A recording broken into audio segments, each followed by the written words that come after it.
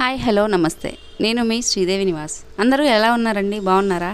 నేను ఈరోజు మన సీజనల్ ఫుడ్ అయిన మ్యాంగో పచ్చడి చూపిస్తున్నానండి. అంటే ఇది తురుము పచ్చడి అంటారు. అప్పటికప్పుడే ఒక 5 నిమిషాల్లో చేసుకోవచ్చు. దీనికోసం ముందుగా మామిడికాయ తొక్కు తీసుకొని ముక్కలుగా కట్ చేసుకొని మిక్సీ జార్లో వేసుకున్నాను. వెల్లుల్లిపాయని కొంచెం లైట్గా దంచుకొని అందులో వేసుకున్నాను. ఎందుకంటే తొందరగా అది నలగదు కాబట్టి వెల్లుల్లిపాయ కొంచెం లైట్గా దంచి వేసుకున్నానండి.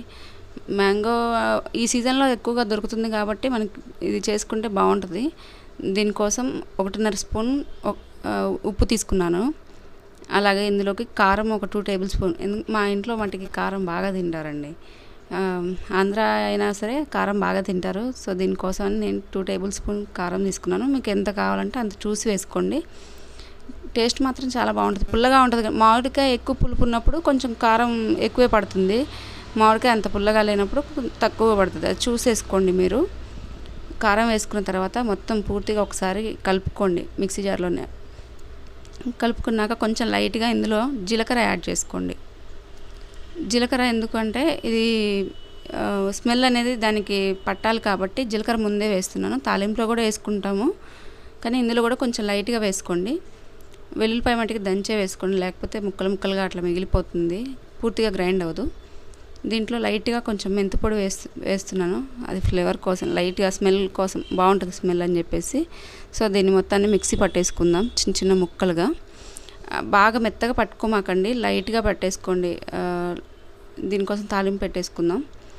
తాలింపు పెట్టుకోవడం అందరికీ తెలుసు అనుకోండి, కాకపోతే నా స్టైల్లో నేను చెప్తున్నాను. ఎండుమిర్చి, జీలకర్ర, ఆవాలు, పచ్చెనగపప్పు వేసుకొని ఆయిల్ కొంచెం ఎక్కువే పడుతుందండి దీనికోసం, మీరు చూసి వేసుకోండి.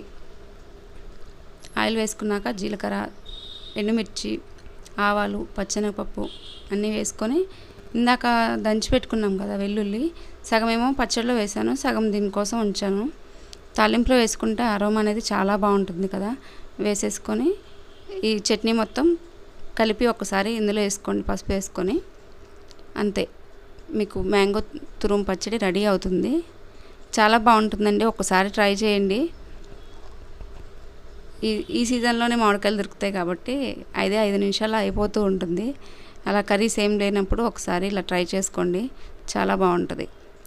ఈ చట్నీ మొత్తం అందులో వేసేసి బాగా కలుపుకొని ఒక 2 మినిట్స్ అలా ఉంచేసి, 2 మినిట్స్ కూడా అవసరం లేదు, ఒక నిమిషం అట్లా ఉంచేసి బంద్ చేసి స్టవ్ ఆఫ్ చేసేసి మంచిగా కలుపుకోండి. వేడి అన్నంలో ఈ పచ్చడి వేసుకొని నెయ్యి వేసుకొని తిని చూడండి, చాలా అంటే చాలా బాగుంటుంది. ఒకసారి ట్రై చేసి నాకు కామెంట్ చేయండి ఎలా వచ్చింది ఏంటి అనేది. Okay friends, bye. మళ్ళీ ఇంకొక వీడియోలో కలుసుకుందాం. Take care.